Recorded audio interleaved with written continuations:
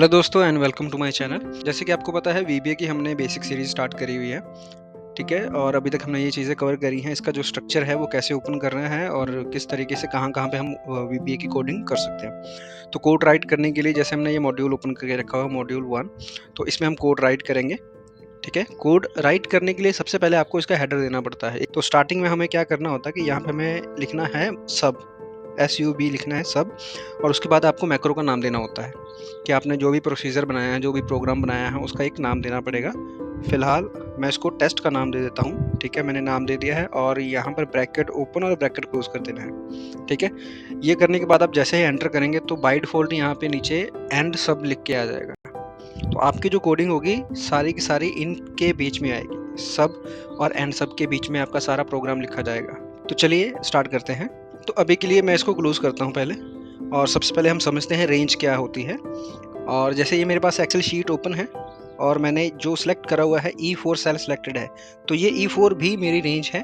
और अगर मैं 2 सेल सिलेक्ट कर देता हूँ तो ये भी मेरी रेंज हो जाएगी E3 से F3। This is my range, okay.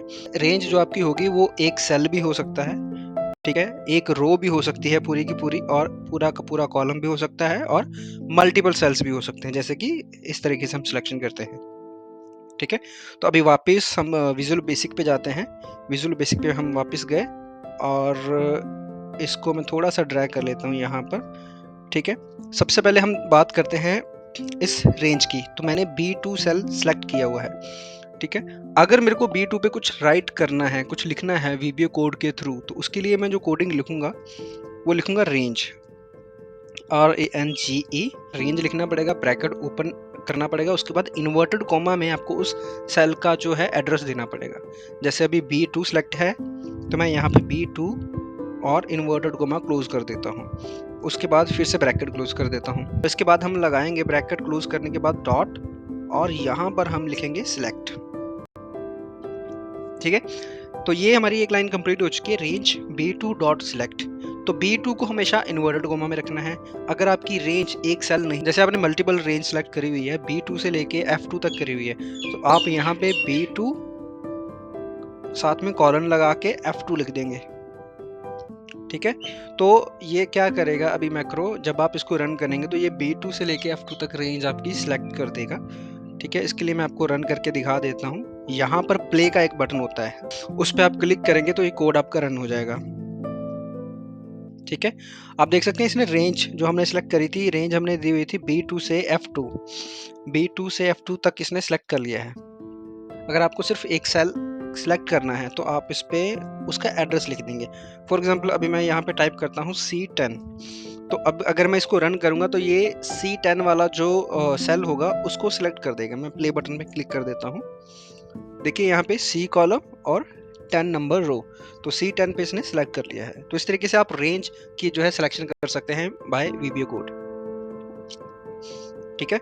एक और एग्जांपल दे देता हूँ C10।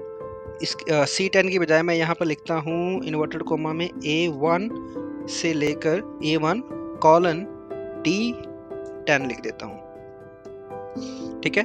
अभी ये A1 से लेकर D10 तक सिलेक्ट कर देगा। So this is how you can select the range by writing the VBA code. अगर आपको सिर्फ और सिर्फ रो सेलेक्ट करनी है, पूरी की पूरी रो सेलेक्ट करनी है, कोई पर्टिकुलर सेल या पर्टिकुलर कुछ सेल्स सेलेक्ट नहीं करने हैं, तो आप यहाँ पे क्या कर सकते हैं। फॉर एग्जांपल आपको सेलेक्ट करनी है सेकंड नंबर रो, तो आप यहाँ पे 2 लिखेंगे, फिर कॉलन, फिर 2 लिख देंगे, ठीक है। देखिए इसमें मैंने अभी टेक्स्ट ऐड नहीं करा है, सिर्फ न्यूमेरिक ऐड करे हैं। Range bracket open inverted coma 2 colon 2 inverted coma close bracket close dot select, और इसको मैं प्ले बटन पे क्लिक कर देता हूँ।